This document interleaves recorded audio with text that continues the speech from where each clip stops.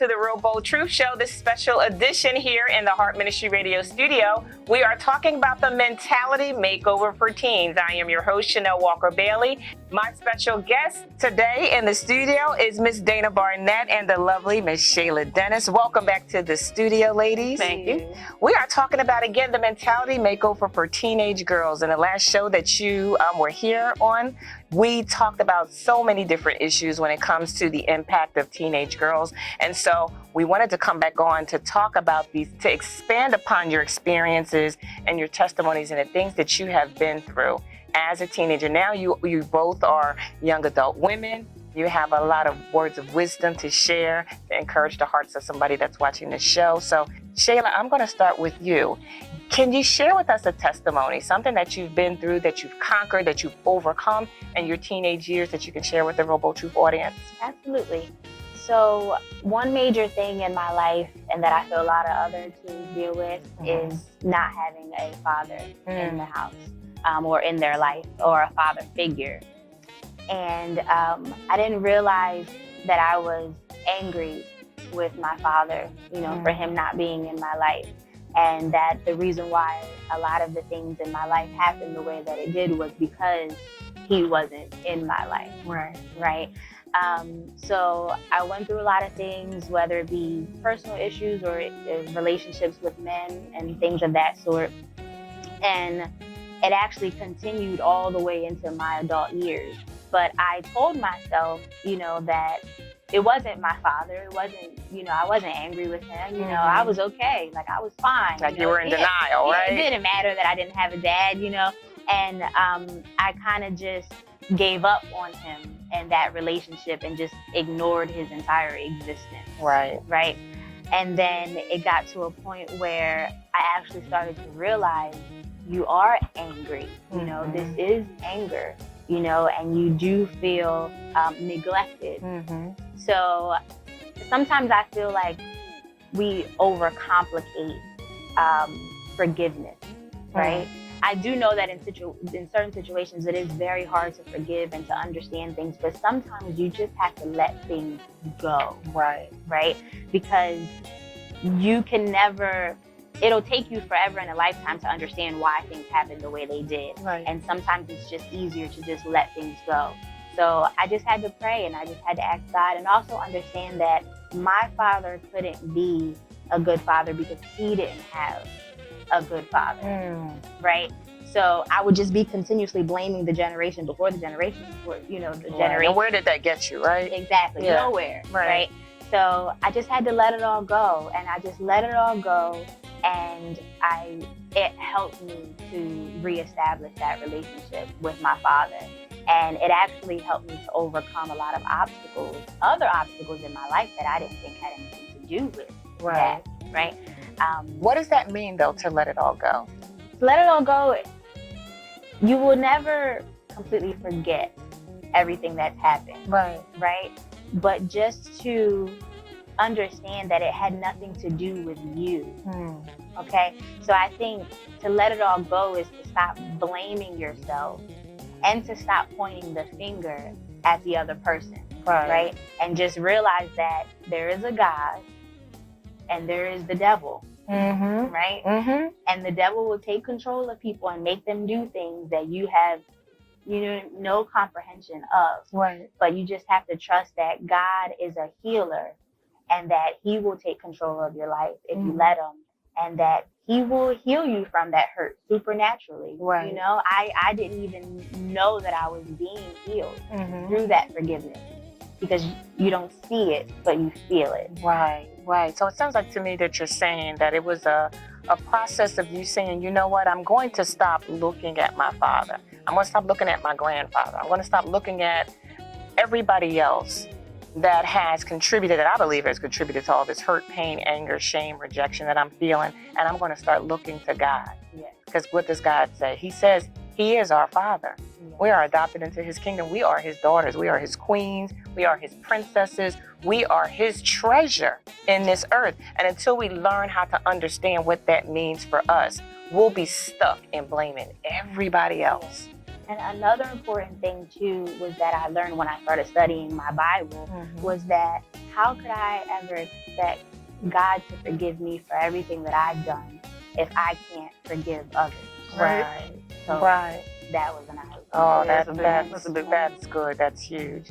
So Dana, what is one of your personal testimonies from your teenage years that you've overcome? One thing I overcame recently actually was my anger. Your anger? And my depression, yeah. Okay. Honestly, it was depression and anger was a very, very big thing for me because I was the type where I, didn't want to get suspended for 7 weeks in school for fighting. I didn't want to go home and discipline my parents for fighting. You were fighting? Let me find out. Oh, okay. You didn't want to do those things. I didn't. Okay. No, I didn't. I said we need to talk after the show. I'm a lover, not a fighter, I promise. It's where I was so nice and everything, and I was just too afraid to have all this anxiety to, lash out and get them back or whatever for like jumping me, and I've been jumped so many times in my life, and and fighting all the time, and even having to like eat my lunch in the school bathrooms and stuff like that, and everything, my whole entire high school career, I'm gonna call it, because people were starting to jump me, men were even trying to, guys then were trying to, fight me as well. Over something stupid that happened in high school, of course, rumors. And I just held everything in. I put it on myself, and I would cry myself to sleep. I had a huge depression where I was cutting myself, and that was horrible because I still have the scars from that today. Even with that, a lot of people don't understand with cutting, and it sounds weird, but if you have tattoos or whatever, you understand. When you feel that pain, then that pain from the cut, then that internal pain that you feel like emotionally, it goes away a little bit. It lightens up because you kind of feel like you deserved it. Wow. And I would sit there for an hour, and I wouldn't even have anxiety of doing it to myself, but I just needed to feel that. I needed to feel that, okay, this is gonna be okay. You know what I mean? This is like, I needed this to just feel better. With tattoos, people would say, okay, well, it'll be a great time to get a tattoo because like I'm depressed or I'm angry or whatever. You need to feel that pain. So is it almost like, because I'm out of touch with the feeling of the hurt and the pain that people have inflicted on me, the kids in school, and I felt like I've had to suppress that. I need to be able to feel something. Yep, because you started to feel numb a little bit, and and with me, that's where my anger started to get worse because I was putting everything on myself and actually really releasing it out to people that caused it. I just wanted to get away. I wanted to leave. I wanted to destroy the world. I wanted to burn it up. And I just wanted to die. I really wanted to go. So it was like all that anger and that depression I had when it carried into my adulthood. Right. And that's when I started fighting. And it was actually after high school. And I just started, every time somebody said something to me wrong or looked at me wrong, definitely female, it was like, why are you looking at me like that? When they could be looking past me and I'm looking at right, me. And you just... And I would tap with them like, well, you got a problem? You know what I mean? Like, and it was now that little girl who was so quiet, now she's sitting there, she's a lion now. Now she wants to fight everybody. Right. I had to really push back from that. And honestly, it's because really that's one thing. Who's that? You. Because you really helped me out, and that's why you're in my life. I know. I'm gonna cry, sorry. Yes, and I don't want to get mushy on the show either, so back to the testimony. Yes, but also like just praying and having a lot of support from my family, well, my mom really, because nobody else really is into God like she is. And also just pushing myself to go and get into church, because I had that it's like a little light that I was trying to light up, and I couldn't get it. I was trying to start that fire, I couldn't get it. And then when I got older, something just clicked, the light bulb went off, and I went to church every Saturday. I was fine. And it was just like, I can feel God around me now. I can feel him in my life. Wow, so instead of feeling that cut, instead of feeling that hurt, that pain, that shame, and that rejection, now you are able to feel the love of God. Yep. Oh, that is awesome. That is awesome. So we are going to continue this discussion. We are going to take a short break. Don't go anywhere. We will be right back with more Mentality Makeover for Teenage Girl. We have the power within ourselves.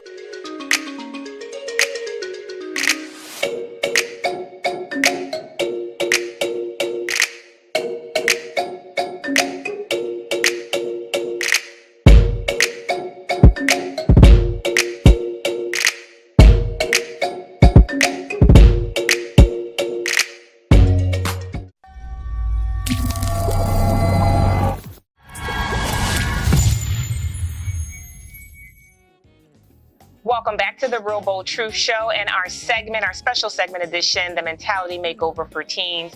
And before we went to break, Dana Barnett was sharing with us a very, very powerful, earth-moving, spirit-moving testimony about her experience as a teen. And Shayla wanted to actually add on, as she was hearing Dana, she wanted to add on. So Shayla, what would you have to say? Yes, thank you.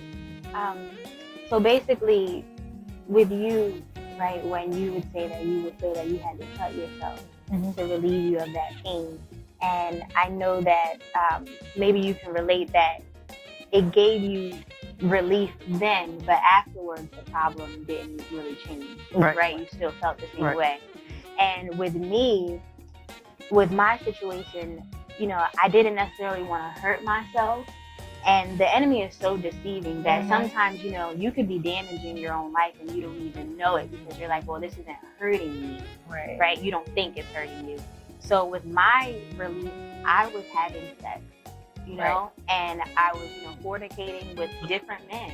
And to me, my hurt was, okay, well, if I'm doing this for you and if I'm, you know, giving you my life, I'm doing what a woman is supposed to be doing, and you're still not satisfying my needs, you're still not treating me the way that I'm supposed to be treated, right? And I had no idea that that was stemming from me looking for my father figure in those men, you know? But even after, you know, having sex with those men, I still wouldn't feel that satisfaction after. That void was still there. It was still there. Temporary satisfaction, right? Yep. And that was, it took me a long time to understand what I was doing and why I was doing it. Right. And, you know, up until I got married to the right man, you know, that you realize no one else can be your father, you know, but God. And no one else can fill any void but God. Exactly. I mean, we can't even repeat that enough. It's not until you recognize that everything that you are pursuing of, everything that you're in need of, everything that you think that you have been denied of, it cannot be fulfilled but in God. Those non-tangible things, I mean, it's not in money, it's not in men, it's not in material things, all things in Christ Jesus, right? Right, so thank you so much for sharing those things. So I want to talk a little bit about how important it is for mentorship in your life. I know for me, mentorship was critical because, as both of you know, and the reason why the Real Bold Truth platform was birthed was out of my own pain, my own hurt, my own experience of more than 2 decades with depression.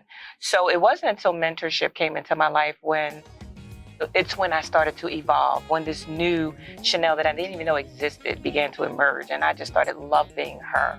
Like, wow, where has she been all my life? Okay. And I give all the credit to mentorship. So Dana, how important is mentorship for you? It's important to me now a lot. Before, I guess I could say my mom was my mentor as well. I didn't really notice that until I started getting older in high school. And I just looked at her more as a best friend I can confide in and stuff. But she did help me a lot through a lot of my things. She took my pain and wore it as her own. And that helped me out a lot. Also, with getting older, with you, I always told you too as well. I look at you as my mentor as well. I am starting to see myself, my future self in you. And that's why God brought us brought us together, closer together at the right time, because this is when I need you now. The tissue is not here, so I'm going to try not to go there. But Shayla, how important is mentorship for you? I believe it's very important. Okay. And the reason I say that is because we need fellowship. Right? And sometimes not even just mentorship from other women, but men as well, you know?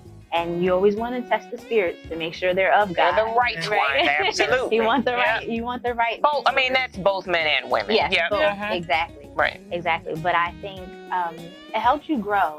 And one thing that I can say is that we have to stop being offended when people are trying to help us become who we're supposed to be. Right. Right. Okay. And with me, I mean, my mom always told it how it was. Mm-hmm. And I knew when she sat me down and she said, we got to pray first, that she was about to tell me something that I didn't want to She hear. get ready to go in, right? Yes. So I didn't submit to her, though. I learned to submit to the spirit in her, the spirit of God. Oh, that's huge. Yes. Yep.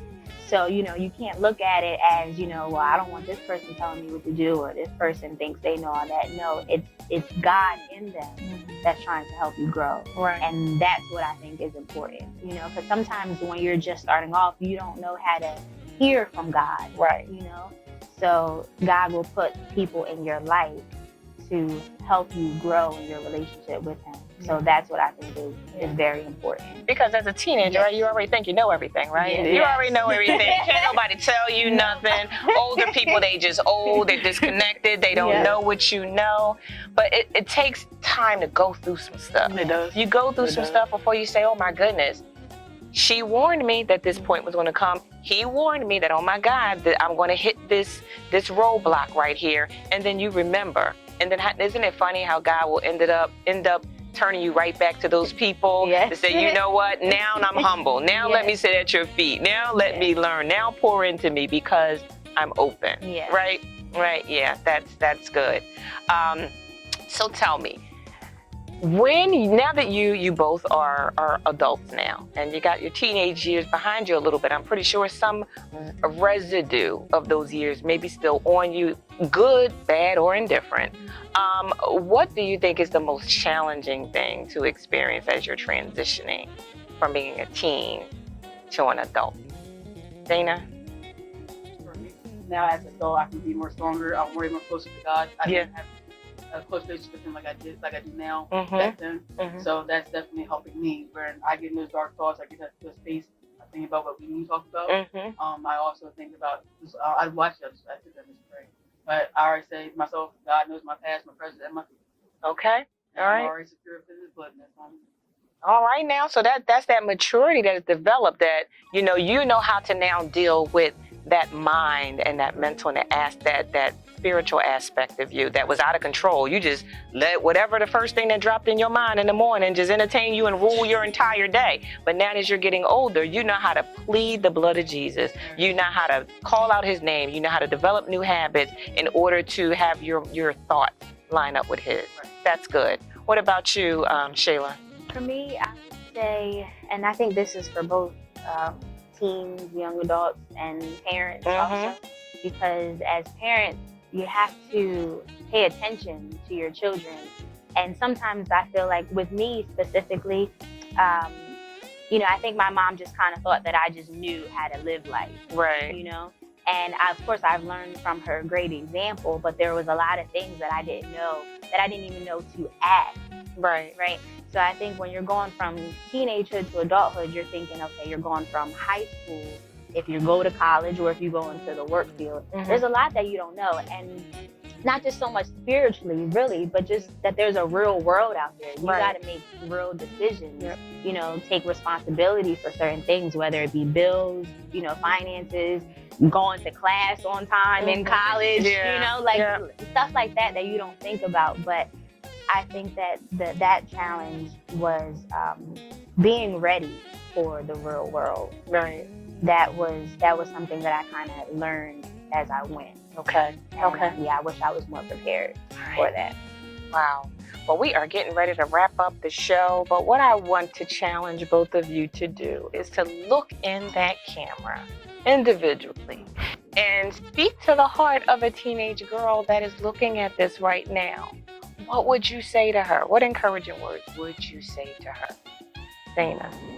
What I would say is that no matter what you're going through, no matter how you feel, any obstacles that life throws at you, you are greater than what you do.